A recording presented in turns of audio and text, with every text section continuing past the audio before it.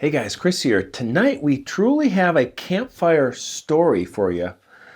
A couple in Washington State goes car camping in the North Cascades, and while they're there camping at night around their camp, they hear a lot of crazy, frightening sounds, and it's actually worse than they imagined. That's next. Okay, so I'm in the cabin tonight.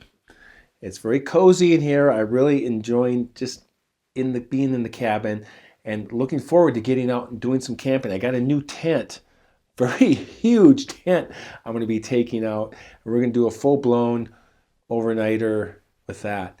And also with the beer review, we're going to put that at the end of the video so we can get right to the story. So if you want to see the beer review, just wait for the end of the video. So our story takes place in Washington State. Now, I've been doing a few videos lately about Washington State, and Washington is a hotspot for Bigfoot. And I think a lot of you know that, but there's been more sightings in Washington State than any other state, and even more so than Canada. And the hotspot in Canada would be British Columbia, which is just right north of Washington. So that whole area is really a hotspot. And according to BFRO, Bigfoot Research Organization, there's been 724 sightings of Bigfoot in Washington. Number one in the country and probably the world. Number two is California with 463 reported sightings, according to that website. Now, there's other sites that have claimed and reports of over 2,000 reported Bigfoot sightings on other sites. So Washington State is truly a hot spot. And I believe one of the main reasons that Washington is a hot spot is because it's a proximity to people and vast wilderness. You have Seattle, Tacoma, Bellevue, Everett, this population center, and then vast wilderness around that with the Olympic Peninsula, Mount Rainier, Mount Adams, Mount St. Helens to the south, Mount Baker to the North Cascades. That whole area, it's just very wild, rugged country. And so with people interacting with this wilderness and Bigfoot, this habitat, this is great habitat for Bigfoot and Sasquatch with the amount of rain they get and the rivers, the creeks, and the lakes, and then the thick forests that they have, rainforest even. And so they're getting interaction with people and Bigfoot. Pretty wild stuff. And so, and interesting, there was so many Bigfoot sightings in the late 1960s, the 1960s in general. Skamania County, back in 1969, passed a law, an ordinance, making it illegal to harm or kill a Bigfoot, Sasquatch. And they did this to protect them because they were getting notoriety for the sightings that they've been having in Skamania County, not to mention Washington. So you can get up to $1,000 fine and a year in jail if you're caught killing or harming a Bigfoot or a Sasquatch. Same thing. And when they did this law, this ordinance, they realized later that it actually helped people, because when people are out hunting, hiking, camping, fishing, and there's people that might be hunting a Bigfoot and they misidentify a person with a Bigfoot, they might actually harm or kill a person. So they thought, yeah, this is a great law because we don't have people running around our forest trying to kill a Bigfoot and maybe killing a person in the process. Yikes. So yeah, really interesting story, backlog about Washington State. So our story takes place in Washington, obviously, but in Snohomish County. And this is where Brandon grew up and was living. And in 2012, he met Megan at Everett Community College, Everett, Washington. And they had been dating for about 6 months. And Brandon wanted to take Megan camping. And she was new to the outdoors and nature, but she had a little bit of experience. But Brandon had grown up camping with his family in Washington and just enjoying the outdoors and fishing and experiencing nature. And so he thought it'd be really great to take his girlfriend camping and kind of impress her a little bit, show her that he knows his way around the forest and he can build a campfire, split wood, and just kind of wanted to impress her just a little bit. And so they went on the Mountain Loop Highway, and this Mountain Loop Highway is just a beautiful route going through the North Cascades following the Stillaguamish River, the North Fork, I believe. And I could see it from the map, looking down on it, and you can see the river winding, and then the highway following it for the most part. Kind of reminded me of the Gallatin Canyon north of Yellowstone. I lived in Montana for 17 years, and just this highway following the river, the Gallatin River, which came out of Yellowstone National Park. And along this route, there's campgrounds, designated campgrounds, as well as pullouts where you can just kind of pull out and there's a dirt area and the river's right there and you can park and camp, kind of have your own little camp spot. And that's what they did. So they're going along this highway, and Brandon remembered the turnoff where they had camped before when he was a kid.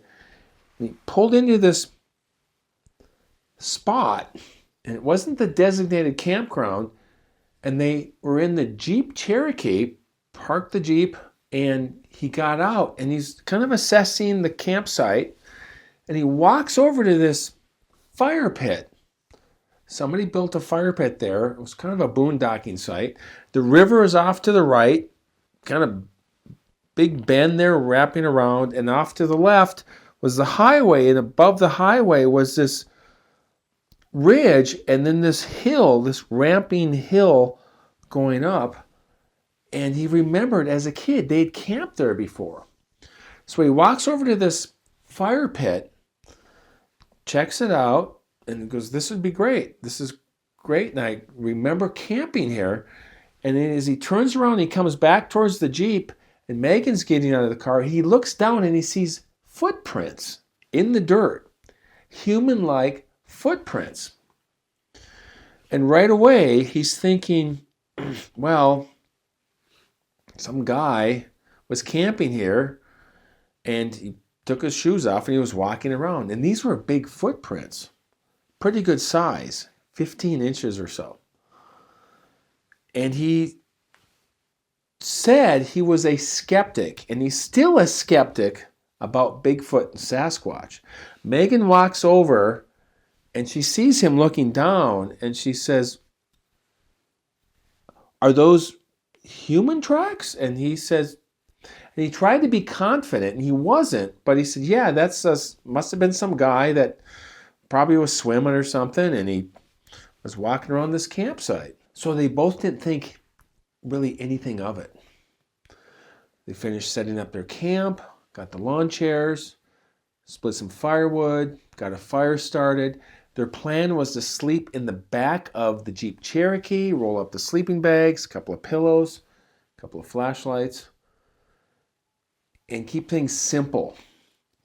Got out the little stove, had some dinner, and as they're sitting around the campfire after they finished their dinner, it was about 6:30, and in the canyon, the sun's going down. This is August, and it's still pretty light out, but because you're in a canyon and you're in the forest, it gets darker quicker. And you can see the light up on the ridges above you, but down below, along the river, it's pretty dark. It's starting to get dark. And they heard on the other side of the road, up this hill, this sounded like someone yelling, a person yelling, but then it descended into this low tone growl and then almost like a groan, like this moaning sound. Really strange, really kind of confusing. Brandon right away is thinking, oh, is that a bear? And then his brain's going, it doesn't sound like a bear. And he's heard bears before. And Megan was feeling a little bit of fear come over her. And they're sitting around this campfire. And she says, what was that? And Brandon wanted to be confident and sound sure of himself. And so it's, oh, most likely that's a bear. I'm pretty sure that was a bear. And he didn't want to scare Megan, but he wasn't sure about what he was hearing. So they're sitting around this campfire for a couple hours around this campfire. And they can hear this sound continue just sporadically. This kind of a yelling, high-pitched, and it comes down to this groaning, moaning growl. It's really kind of odd and creepy. And as it gets dark, it sounds like it's moving. It's so sporadic that they can't kind of track it, but it sounds like it's getting closer over time. And about 9:30 at night, they both decide we need to go to bed, and this is a little strange what's going on here, but they're not connecting the sounds with something bigger like a Bigfoot. They're thinking it's an animal, something going on. And as they got into the Jeep Cherokee, and Brandon was closing the gate down, he heard one last sound from this thing, this kind of a howl, high pitch, descending into this low, groaning, moaning growl before he closed the gate. But this time it sounded really close, like it came across the highway and it was just around the forest somewhere around their camp. He shuts the door, and then Megan asks him again, is that a bear? Or what was that? And Brandon, he decided to just come clean with her and just say, Megan, honey, I don't really know what that was. And she appreciated that he didn't try to protect her by saying, oh, it's a bear, just had an answer. He didn't have an answer for whatever the heck they were hearing. So they're in this Jeep. It's dark. Got the river bending about 30 feet away. Highway's over here. About an hour later, they hear some movement on the other side of the highway. The windows were slightly cracked to get some airflow in this Jeep Cherokee. And they hear something moving in the forest. That's what he said. There was some movement, and they could hear it. And then they heard this stomping sound, like stomping on the ground, something stomping. And I've actually heard this before. I had something behind my tent up in the Plumas National Forest in the Gold Lakes Basin. And that was along this lake, this Goose Lake, and something came up behind my tent about 20 feet away, and it made this stomping sound. And immediately I thought, oh, that's a bear. And this is before I had done stories about Bigfoot. I didn't know much about Bigfoot. And I just said, okay, it's a bear. It's a little strange. I'm feeling, my body's reacting to it.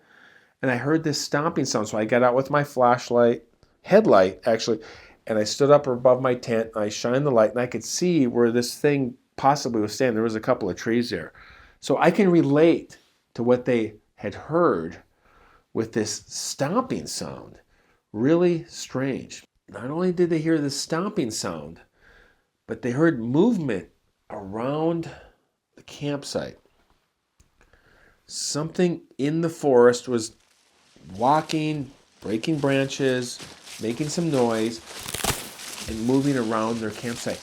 And they both took their flashlights within this Jeep Cherokee and they shined them out on opposite sides, and they're looking around, and they couldn't see anything, but they could hear it. This movement. And so Brandon he felt kind of awkward with the light, because when you're in a vehicle and you're shining light, you're kind of limited. So he thought, okay, I'm going to get out. I'm going to see what in the heck is going on here. So he opens the tailgate on this thing, pops it up, and he slides out. He's got his flashlight. He stands up and he starts shining it around, looking, and whatever it was got quiet. It stopped. And he's standing there, and he can hear the river, and the stars are out, and you can see him through the trees, and it's pitch black. And then he goes, okay, well, I don't know what the heck's going on, but it's quiet now. And so he starts climbing back in, and as he reaches over to grab this tailgate on this Jeep Cherokee to pull it down, he hears, and they both hear, down by the river, about 30 feet away, something stepped into the river and was moving across the river. Like, they could hear the water sound change. And then there was this loud splash. Like whatever was in the river jumped in a pool or something, like a belly flop. I don't know. But they heard a splash, a loud splash of something large in the river. Brandon closes his tailgate, and he's like, honey, I don't know what's going on, but this is getting really freaky. And Megan was very afraid, and she was feeling this fear, and he tried to comfort her, and he put his arm around her. He was just letting her know, it's going to be okay. I'll take care of you. Whatever I got to do, we'll get through this. About 25 minutes later, maybe 30 minutes later, up on the highway, and this is about 12:30, 1 in the morning now, after all of this, a car, they saw the headlights coming down the highway, and this car slammed on the brakes. Just this loud screech, and this car came to a stop just past their campsite. And they listened, and they could hear the doors open, and they could hear these voices, and they were very excited about what they were talking about. They were kind of high-pitched and talking like, oh my gosh, blah, blah, blah, blah, there's something, blah, blah, blah. And Brandon thought, okay, I got to get out and see what's going on here. So he says, Megan, just stay here. It's going to be okay. Opens up this tailgate, slides out with the flashlight. She's still got her flashlight, closes it, makes sure she's okay, and he heads up the road to the highway and comes down the highway, and you can see their vehicle, the headlights, and they're right on the highway. And he walks up and he goes, hey, is everything okay? And there's two guys, both of the doors are open on their vehicle, and they're standing out in front of the vehicle with the headlights on, and they said, yeah, I guess we're okay, but something very large and dark just ran across the highway from your camp area here, and then it went up that slope there. We saw it. We just about hit this thing. And then the second guy says, jokingly, he says, yeah, it's probably a Bigfoot. He was joking. And then Brandon kind of paused, and he said, well, we've been hearing a lot of strange things tonight while we're camping here down by the river, and there's been something moving around a campsite making these really creepy sounds, and so I don't know what it is, but it sounds kind of Bigfoot-like. And both of the guys started talking, and they said, yeah, we've heard stories and reports about this area in the past. And so I don't know what's going on, but this is this is really strange. So thank you, but we're gonna get out of here. And so they got in their vehicle and took off. Brandon goes back to the Jeep, opens up the tailgate and goes in, and he tells Megan what they saw. I mean, they saw something run across the highway, and they just about hit it. And she was pretty freaked out by this. Still, they didn't know if it was a bear. They weren't sure about Bigfoot and bears and whatever else could be out there. And so they continued to stay there. I don't understand, but they stayed the rest of the night. They didn't hear anything else throughout that night. The next morning, they got up early, first light, got out of the vehicle, assessed the situation. Everything was fine, I guess. And they packed up and left. This is early in the morning, 6:37 in the morning. And as they're driving down the highway, heading back towards Everett, Megan puts her hand on top of Brandon's hand, and she says, thank you for being real with me about what was going on and not trying to cover it up. And I just want to thank you for that. And he was really happy that he didn't try to cover for it and pretend it was a bear and just make sure everything was okay or whatever. And he learned a lot about himself through that night with his girlfriend Megan. And so that is our story from Brandon and Megan in Washington. Pretty wild story. Very similar to the story I just done about the people camping. Okay, so we have our beer review, and this is from the Belching Beaver Brewing Company. There you go. And that is called the Belching Beaver Deftones Imperial Phantom Bright India Pale Ale Imperial IPA. Say that twice fast. That's a lot.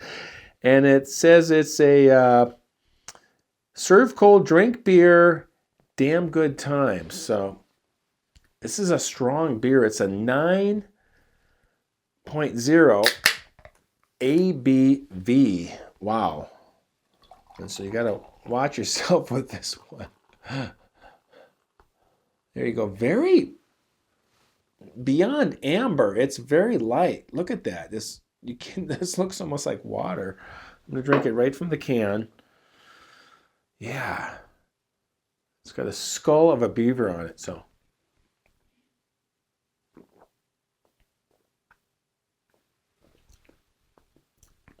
Wow. Very bold. Got an immediate kind of bitterness, and it fades out really quickly. A little dry. IPA. Very strong. It feels like a strong beer, and because it is, obviously. But yeah, it's got some kick to it, but it kind of settles out as well. So yeah, Belching Beaver. There you go. So all right, cheers. And thank you for watching. We'll see you on the next one. As always, keep hiking.